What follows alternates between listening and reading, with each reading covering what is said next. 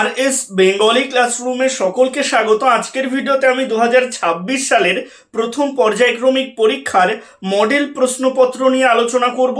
আজকের ভিডিওতে থাকছে সপ্তম শ্রেণীর বাংলা মডেল প্রশ্নপত্র নিয়ে আলোচনা। তোমাদের সুবিধার জন্য এই প্রশ্নের বেশ কিছু শর্ট কোশ্চেনের অ্যান্সার আমি এখানে দিয়ে রেখেছি। আমি কখনোই বলবো না যে এই ভিডিওতে আলোচিত প্রশ্নগুলোই হুবহু তোমরা পরীক্ষার প্রশ্নপত্রে কমন পাবে, তবে এই কথা নিঃসন্দেহে বলতে পারি যে এই ভিডিওতে আলোচিত প্রশ্নগুলো ভীষণ গুরুত্বপূর্ণ প্রশ্ন। তাই তোমরা পরীক্ষা দিতে যাওয়ার আগে অন্তত একবার হলেও এই প্রশ্নের উত্তরগুলো ভালোভাবে তৈরি করে যেও। আশা করি উপকৃত হবে। তো কথা না বাড়িয়ে শুরু করছি আজকের মূল ভিডিও। একের এক দাগে বলা হচ্ছে সঠিক উত্তরটি নির্বাচন করো, প্রতিটি প্রশ্নের মান 1। এখান থেকে মোট 6টি প্রশ্নের উত্তর লিখতে হবে। একের এক দাগের প্রশ্ন, মন্দ কথায় ড্যাশ দিও না, উত্তর হবে মন। একের দুই দাগের প্রশ্ন, ছন্দ আছে ঝড় বাদলে, ছন্দ আছে ড্যাশ, উত্তর হবে জোছনাতে। একের তিন দাগের প্রশ্ন, ছন্দ শুনতে গেলে ভুলতে হবে, উত্তর হবে দ্বন্দ্ব। একের চার দাগের প্রশ্ন, কোকোনট শব্দের অর্থ, উত্তর হবে লাল পদ্ম। মনে রাখবে, সাদা পদ্ম যদি হয় তাহলে তার নাম হবে পুণ্ডরিক, আর নীল পদ্মের নাম ইন্দিবর। একের পাঁচ দাগের প্রশ্ন, my native land good night, কার লেখা, উত্তর হবে বাইরন এর লেখা। একের ছয় দাগের প্রশ্ন, বিন্নি ধানের মাঠের ধারে শোনা যায়, উত্তর হবে গুলির আওয়াজ। একের সাত দাগের প্রশ্ন, পাগলা গণেশের বয়স, উত্তর হবে 200 বছর। একের আট দাগের প্রশ্ন, আকাশে হাতির মতো দেখতে মেঘটা কেমন হয়ে গিয়েছিল, উত্তর হবে কুমির এর মতো। একের নয় দাগের প্রশ্ন, রামকিঙ্করের প্রথম শিল্পের স্কুল বাড়ির পাশের ড্যাশ, উত্তর হবে কুমোরপাড়া।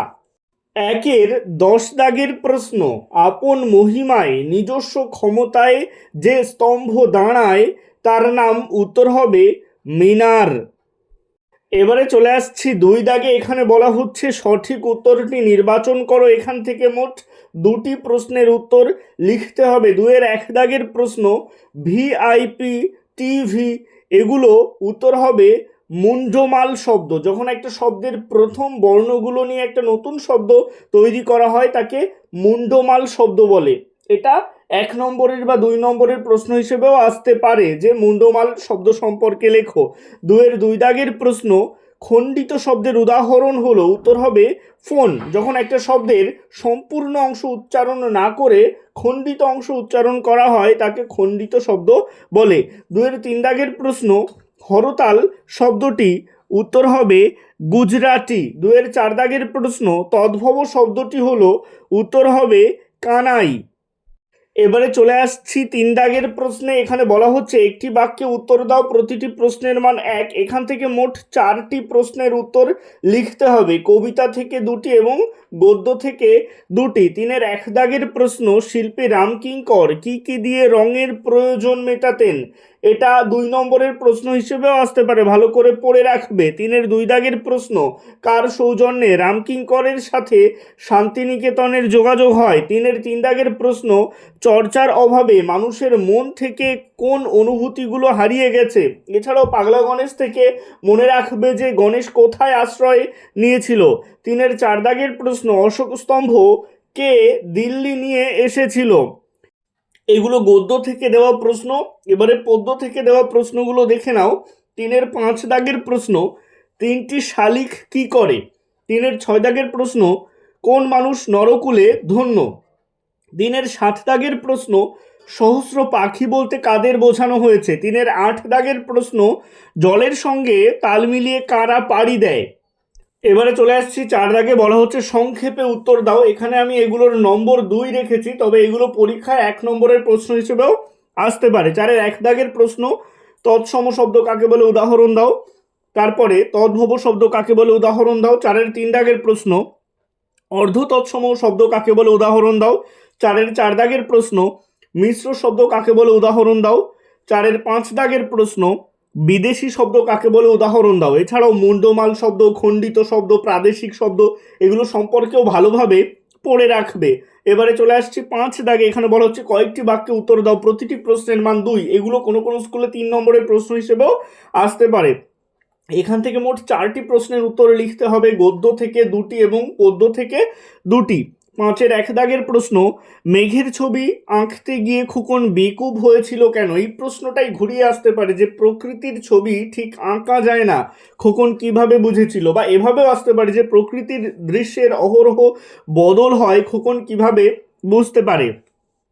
5-এর 2 দাগের প্রশ্ন, গণেশ কিভাবে পৃথিবীকে বাঁচানোর চেষ্টা করছিল। 5-এর 3 দাগের প্রশ্ন, এগুলো সব নকল করা ছবি, কে কাকে কথা বলেছে? নকল করা ছবি বলতে তিনি কি বুঝিয়েছেন? 5-এর 4 দাগের প্রশ্ন, ও মশাই অমন বিকট শব্দ করছেন কেন? কার উদ্দেশ্যে কারা এ কথা বলেছিল? কোন কাজকে তারা বিকট শব্দ মনে করেছিল? 5-এর 5 দাগের প্রশ্ন, কবি যখন ছবি আঁকেন তখন কি কি ঘটনা ঘটে?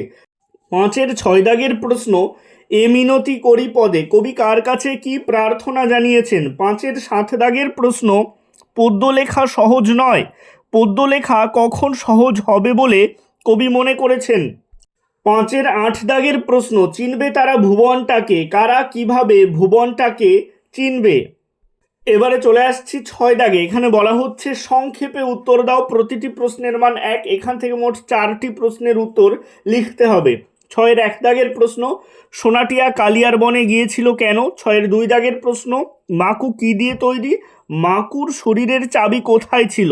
6-এর 3 দাগের প্রশ্ন, মাকু গল্পে কালিয়ার বনে গরু খুঁজতে গিয়েছিল কে? 6-এর 4 দাগের প্রশ্ন, সোনা ও টিয়ার বয়স কত? 6-এর 5 দাগের প্রশ্ন, মাকু কি কি করতে পারে না? 6-এর 6 দাগের প্রশ্ন, পানুমাকে? 6-এর 7 দাগের প্রশ্ন, আম্মাকে? 6-এর 8 দাগের প্রশ্ন, মাকুকে তৈরি করতে কত সময় লেগেছিল? আজকের ভিডিওটা এই পর্যন্তই। ভিডিওটা কেমন লাগলো অবশ্যই কমেন্টের মাধ্যমে জানিও। ভালো লাগলে লাইক করো এবং একই ক্লাসের বন্ধুদের সাথে ভিডিওটাকে শেয়ার করতে ভুলো না। ভালো থেকো, সুস্থ থেকো সকলে, আর অবশ্যই RS বেঙ্গলি ক্লাসরুমের সাথে থেকো। সবশেষে একটাই রিকোয়েস্ট, এখনও পর্যন্ত যারা চ্যানেলটিকে সাবস্ক্রাইব করে উঠতে পারোনি তারা অবশ্যই চ্যানেলটিকে সাবস্ক্রাইব করে দিও এবং পাশে থাকা বেল আইকনটিকে প্রেস করে অল বাটনে ক্লিক করে দিও নতুন ভিডিওর আপডেট সবার আগে পেতে।